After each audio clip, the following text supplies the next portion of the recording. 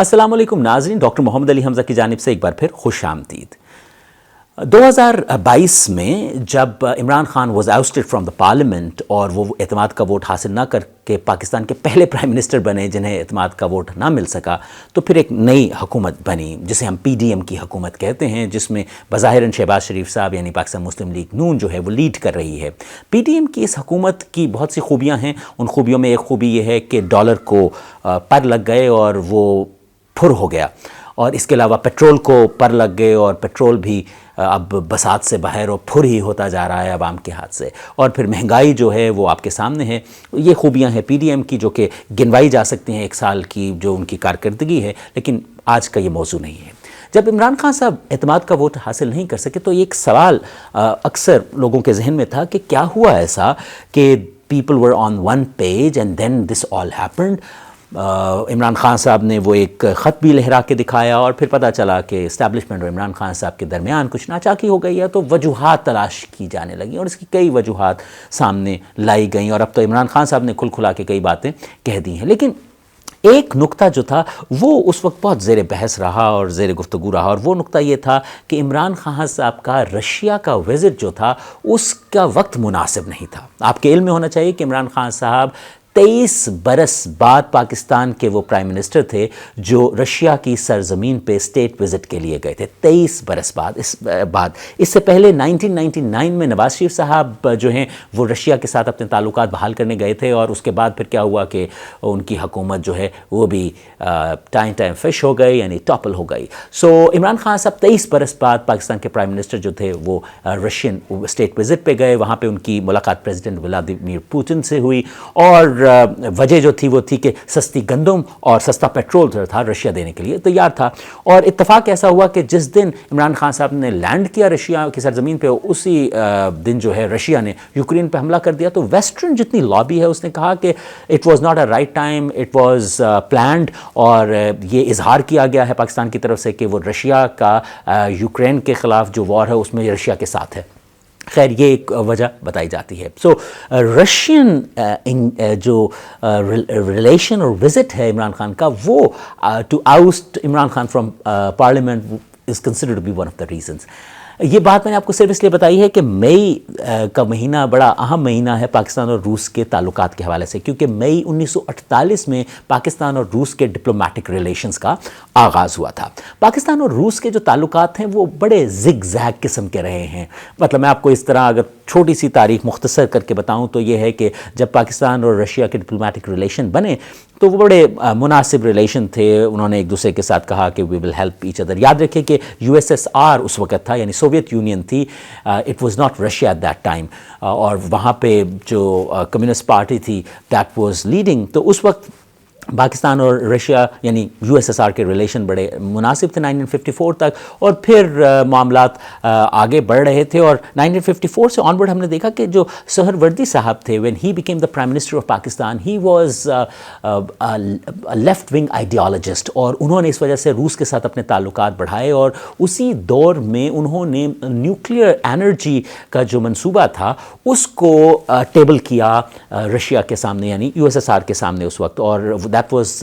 انٹائی India, کہ India کا جو نیوکلیئر پروگرام ہے اس کے مقابلے میں سہروردی صاحب کی حکومت نے ایک پورا نیوکلیئر پروگرام جو ہے وہ ٹیبل کیا، اور روس سے کہا کہ آپ ہمیں ہیلپ آؤٹ کریں۔ سو یہ بھی کہا جا سکتا ہے کہ نیوکلیئر پروگرام جو پاکستان کا ہے اس کی جو بنیادی کنسیپشن ہے وہ بھٹو صاحب کے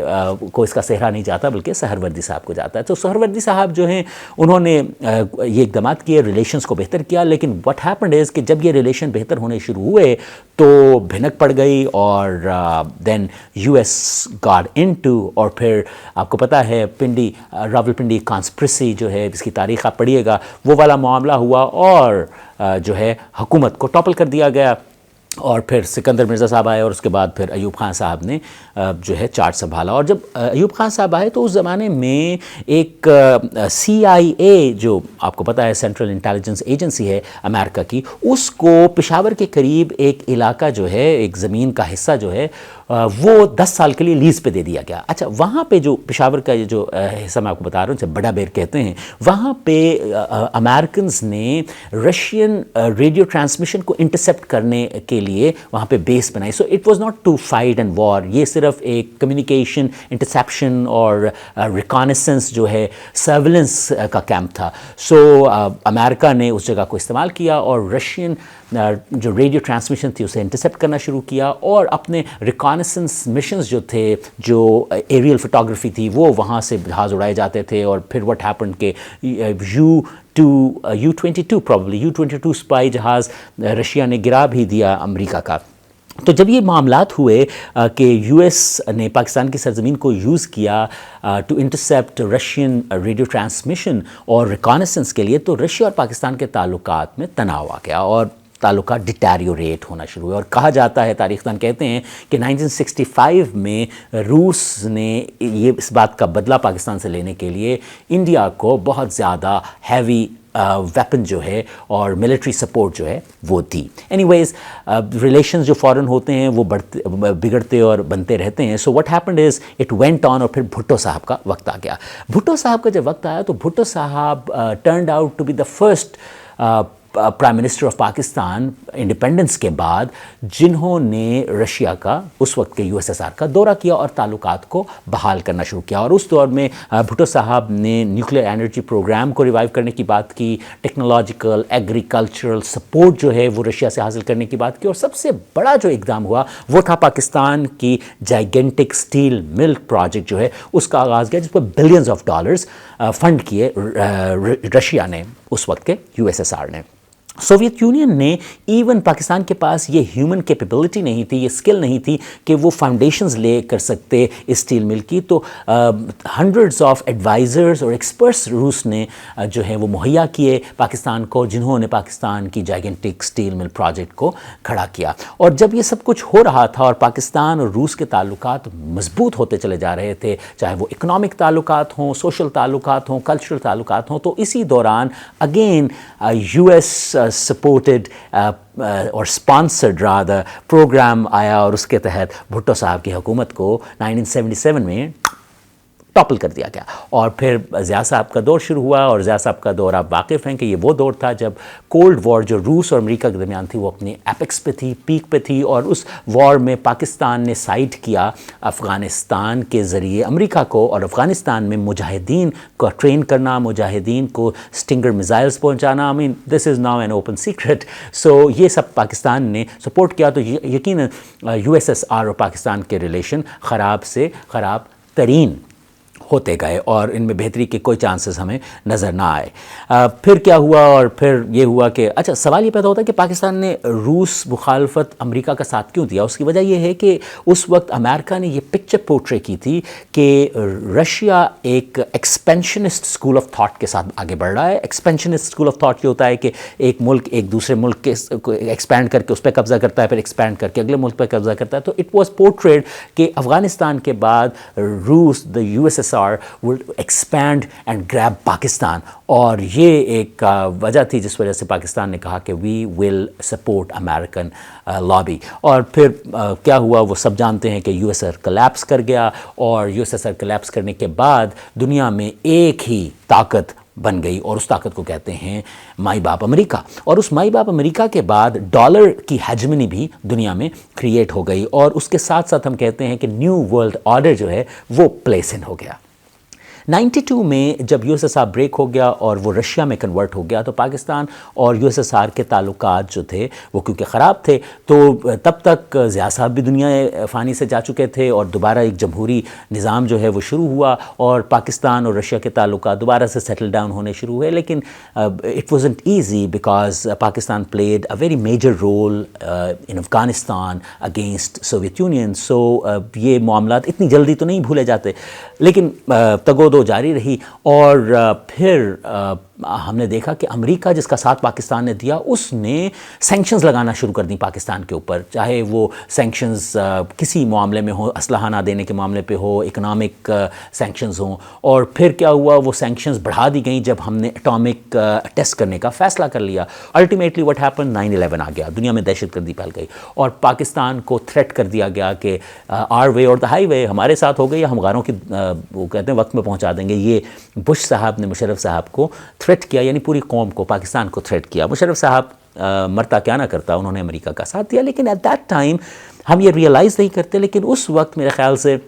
جو ڈیسیژن میکرز ہیں، جو اسٹریٹجک تھنکرز ہیں، اور جو پاکستان کی فارن پالیسی کو اسٹریٹجیکلی دیکھتے ہیں، انہوں نے فیصلہ کیا کہ this has to be revised, the foreign policy has to be revised. اور پھر 2003 میں جنرل مشرف نے ایک لینڈ مارک وزٹ کیا رشیا کا۔ مشرف جو ہیں وہ رشیا گئے، اور وہاں پہ انہوں نے دوبارہ تعلقات کو اشور کیا کہ اب ہم جو ہیں ہم ایک ڈفرینٹ پاکستان کی طرح بڑھ کے آ رہے ہیں، اور اس وقت مشرف صاحب نے ایک نعرہ بھی دیا کہ سب سے پہلے Pakistan. So that was very interesting. So وہ جو لینڈ مارک وزٹ تھا مشرف صاحب کا 2003 میں، اس کے بعد سے پاکستان اور رشیا کے تعلقات میں کبھی تناؤ اس طرح کا نہیں آیا، وہ بہتر سے بہترین ہوتے چلے گئے۔ اور ہم نے دیکھا کہ آنے والے وقتوں میں مشرف صاحب کے اس وزٹ اور اس کنٹینیوس ایفرٹ کی وجہ سے پاکستان کے اگلے جو 3 chief of the army staff آئے، جنرل کیانی آئے، جنرل راحیل شریف آئے، جنرل باجوہ آئے، انہوں نے کریملن کا وزٹ کیا، رشیا کا وزٹ کیا۔ پھر ہم نے دیکھا کہ پاکستان اور رشیا کے درمیان اینٹی نارکوٹکس ایکسرسائزز ملٹری کی ہوئیں، پھر اینٹی ٹیررسٹ جو ایکسرسائزز ہیں، پھر امن نیول ایکسرسائزز جو پاکستان میں ہوئیں، اس میں رشیا کا سب سے بڑا جو بیڑا تھا، جو اینٹائی سب میرین ان کا سسٹم ہے اور پورا سسٹم ہے، وہ پاکستان آیا۔ اور اس کے علاوہ ہم نے دیکھا کہ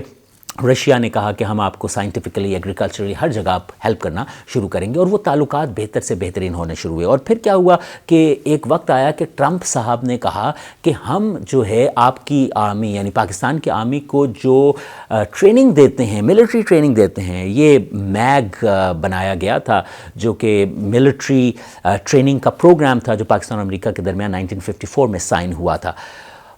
اس کے اوپر پھر ہم کبھی بات کریں گے۔ سو اس کے اوپر امریکہ نے کہا کہ اب ہم پاکستانی آرمی کو ٹریننگ نہیں دیں گے، تو پاکستان نے فوراً رشیا کی طرف رجوع کیا، اور رشیا نے بڑی فراخ دلی سے کہا کہ Russia is there to train the Pakistan military any time they want. اور پھر رشیا اور پاکستان کے درمیان ملٹری ریلیشن، اکنامک ٹائز بہتر سے بہترین کی طرف راغب رہیں، اور اسی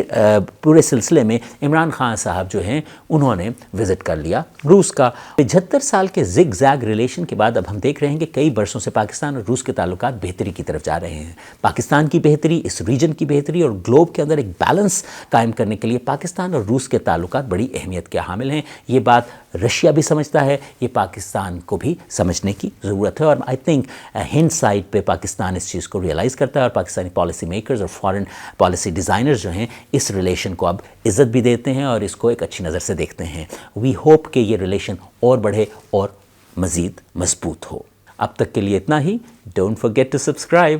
اجازت دیجیے، خدا حافظ۔